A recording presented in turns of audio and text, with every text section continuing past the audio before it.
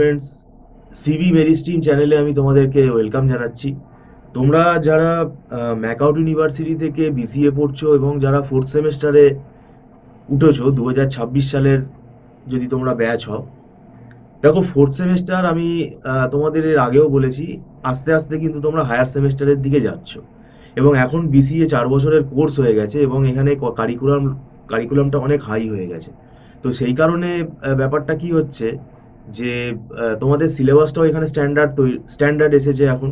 এবং এখন বিসিএ কিন্তু পাশ করার পর কিন্তু খুব কেরিয়ার প্রসপেক্ট কিন্তু খুব ভালো। তো সেক্ষেত্রে তোমাদের এটা খুব সিরিয়াসলি পড়তে হবে এবং এখানে অনেক নতুন টেকনোলজি সাবজেক্টও এসেছে। আরেকটা বিষয় হলো, এখানে এখন কোয়েশ্চেন প্যাটার্নও কিন্তু আমাদের পাল্টে গেছে। তো এখন ফোর্থ সেমেস্টারে তোমাদের যে কম্পালসারি পেপারের মধ্যে যে 3টে পেপার আছে, database management system, operating system আর সফটওয়্যার ইঞ্জিনিয়ারিং, এই 3টে পেপারের যে সিলেবাস, এটা কিন্তু অনেক বড় সিলেবাস। এটা আমরা যেহেতু পড়াই, তাই আমরা জিনিসটা তোমাদেরকে বলতে চাইছি যে সিলেবাসটা কিন্তু অনেক বড়। কেননা এখন দেখো কোনো সাজেশন মিলবে না, তাই তোমাকে কনসেপ্ট বেসিসে পড়তে হবে, পাশাপাশি সবই পড়ে যেতে হবে। তো তুমি যদি এখন থেকে পড়া শুরু না করো, তাহলে সেক্ষেত্রে সেই টাইমটা তুমি পাবে না। আমাদের জানুয়ারি মাস থেকেই ক্লাস স্টার্ট হয়ে গেছে এবং এন্ড অফ ডিসেম্বর থেকেই আমরা স্টার্ট করে দিয়েছি। তো সেক্ষেত্রে তোমরা যদি জয়েন করতে চাও, আগ্রহী যদি থাকো, তাহলে তোমরা জয়েন করতে পারো। কেননা database management system, operating system আর সফটওয়্যার ইঞ্জিনিয়ারিং, এই 3টে সাবজেক্টের মধ্যে মনে রাখবে কোনো থিওরি বলে কিছু নেই। এখানে পুরোটাই কিন্তু অ্যানালিটিক্যাল পেপার এবং এদের মধ্যে বেশিরভাগটাই কিন্তু সব অ্যালগোরিদম এবং ম্যাথামেটিক্যাল কম্পিউটেশন বেশি। যেমন ডেটাবেস ম্যানেজমেন্ট সিস্টেমের মধ্যে তো দুটো ভাগ আছে, একটা ডেটাবেস ডিজাইন পার্ট আছে। ডেটাবেস ডিজাইন পার্টের মধ্যে ফাইল অর্গানাইজেশন থেকে শুরু করে ইয়ার মডেলিং রয়েছে, তারপরে নর্মালাইজেশন রয়েছে, ফাংশনাল ডিপেন্ডেন্সি, রিলেশনাল অ্যালজেব্রা, তারপর কোয়ারি অপটিমাইজেশন, বিভিন্ন অ্যালগোরিদম রয়েছে। এটাতেই তো অনেক টাইম লেগে যায়। তারপরে আসবে তোমার এসকিউএল প্রোগ্রামিং। এবার এসকিউএল প্রোগ্রামিং এর মধ্যেও কিন্তু অনেকগুলো চ্যাপ্টার আছে। তারপরে খানিকটা পিএলএসকিউএলেরও কিন্তু আমাদের আইডিয়া নিতে হবে। তারপর ট্রানজাকশন ম্যানেজমেন্ট আছে, আমাদের ডেটাবেস ট্রানজাকশন ম্যানেজমেন্ট। তো সিলেবাসটা কিন্তু অনেক বড়।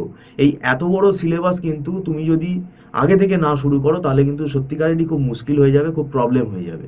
সেই জন্যই আমি তোমাদেরকে বলছি যে আগে থেকে পড়া শুরু করে দাও। আমাদের এখানে ক্লাস স্টার্ট হয়ে গেছে।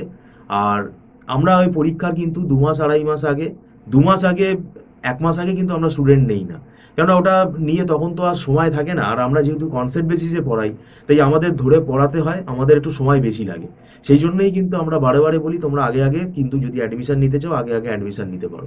এবং আমাদের এখানে যে অনলাইন ক্লাস হয়, এখানে মান্থলি ফিস সিস্টেমে ক্লাস হয়। স্টুডেন্টরা এখানে মাসে মাসে অ্যাডভান্স পেমেন্ট করে ক্লাস করে, এটা নট রিফান্ডেবল। আর এখানে আমাদের একদম ছোট ছোট ব্যাচেই আমরা পড়াই, যাতে স্টুডেন্টদের যাতে কোনো অসুবিধা না হয় এবং সঙ্গে সঙ্গে কিন্তু ডাউট ক্লিয়ারেন্সগুলো হয়ে যায়। আর এখানে দেখো দীর্ঘ 9-10 বছর আমরা বিসিএ পড়িয়ে ফেলেছি।